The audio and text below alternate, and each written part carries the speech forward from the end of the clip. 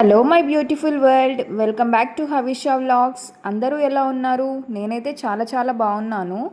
తెలంగాణలో బతుకమ్మ ఎంత గ్రాండ్గా సెలబ్రేట్ చేసుకుంటారో బంజారాస్లో కూడా తీజ్ అంతే గ్రాండ్గా సెలబ్రేట్ చేసుకుంటాము. ఈ తీజ్ పండుగను మా ఊర్లో మేము ఎలా సెలబ్రేట్ చేసుకుంటామో డే 1 నుంచి డే 8 వరకు లాంగ్ వీడియో అయితే పోస్ట్ చేశాను. చూడకపోతే ఖచ్చితంగా వెళ్ళి చూసేయండి. 9వ రోజు తీజ్ని అయితే మేము కడావ్ తీజ్గా సెలబ్రేట్ చేసుకుంటాము.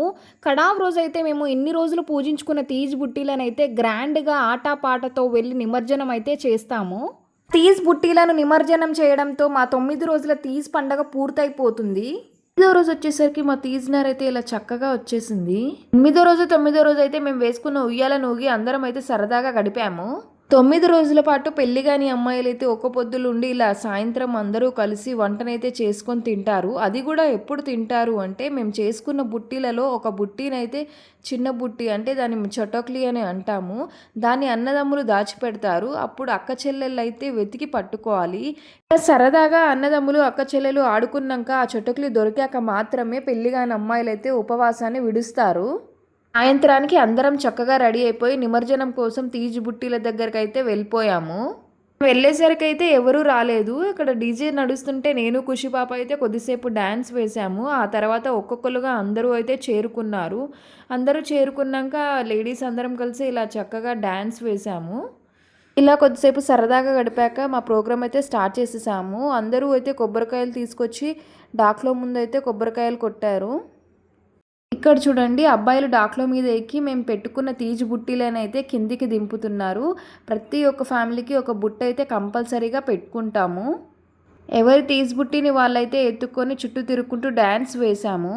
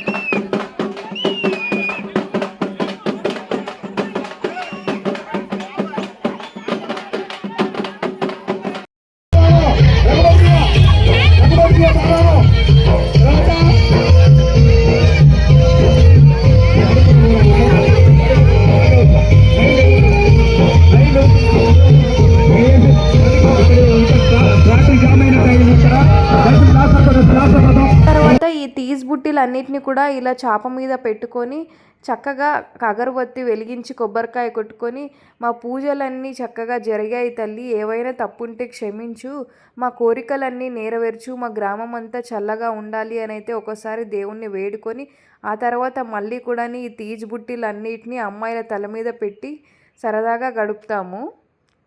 ఒకసారి పూజించుకున్నాక ఎవరి తీజ్ బుట్టీలను వాళ్ళకి ఇచ్చేశారు. ఆ తర్వాత జెంట్స్ అందరూ కూడా ఇలా రుమాలు కట్టుకొని చుట్టూ నిల్చొని ఉంటే లేడీస్ అంతా కూడా ఈ తీజ్ బుట్టీలో నుంచి కొద్దిగా నారు తీసుకొని వాళ్ళ రుమాల్లో లేదంటే జేబులో అయితే వేస్తాము. ఈ తీజ్ బుట్టీలో నుంచే కొద్దిగా నారైతే తీసుకొని ఇంట్లో మా దేవుని ముందైతే పెట్టుకుంటాము. తీజ్ నారిని కొద్దిగా తీసుకొని జెంట్స్ తలపాగలో వేయడం మా ఆనవాయితీ. ఆ తర్వాత అందరం చక్కగా కలిసి నడుచుకుంటూ డీజే సప్పులకు డ్యాన్స్ వేసుకుంటూ నిమజ్జనంకి అయితే బయలుదేరిపోయాము.